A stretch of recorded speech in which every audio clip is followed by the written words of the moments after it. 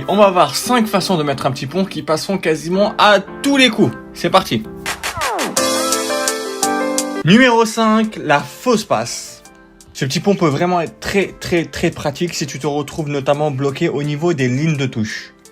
Fais semblant d'effectuer une passe le long de la ligne de touche et au moment où tu touches le ballon, fais passer la balle entre les jambes du défenseur, ça marche quasiment à tous les coups. Surtout n'oublie pas d'être le plus convaincant possible au moment où tu fais la fin de passe pour pouvoir faire en sorte que le défenseur écarte encore plus les jambes.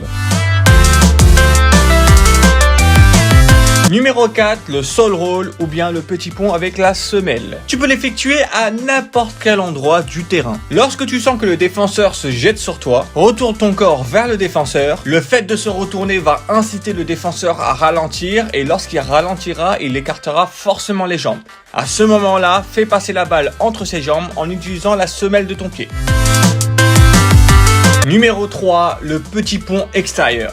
C'est très probablement le petit pont le plus utilisé et le petit pont préféré de Lionel Messi. Lorsque le défenseur se jette sur toi, attends qu'il commence à ralentir et du coup qu'il ouvre les jambes pour pouvoir lui glisser la balle entre les jambes. Couple ça avec une feinte de corps et ça sera encore plus efficace. Tout est une question de timing, donc effectue-le au bon moment et sois le plus tranchant possible.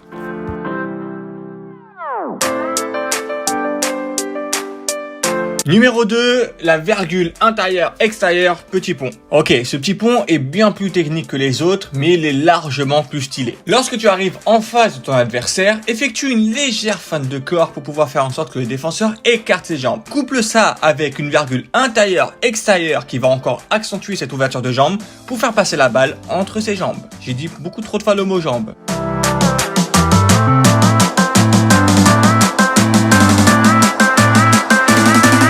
Et le numéro 1, le petit pont de Adel Taarabt. Dans ce petit pont, le plus important, c'est de rendre confus ton adversaire. 3 étapes composent ce petit pont. Première étape, fais rouler la balle avec ton pied fort vers ton pied faible.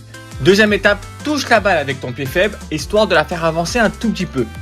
Dernière et troisième étape, avec ton pied fort et l'extérieur du pied, fais passer la balle entre les jambes de ton adversaire. Les 2 premières étapes permettent de rendre confus l'adversaire et la dernière permet de faire passer la balle entre les jambes.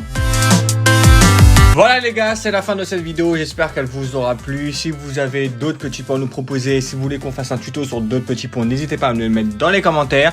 N'hésitez pas à vous abonner, nous on se retrouve la prochaine fois. Ciao!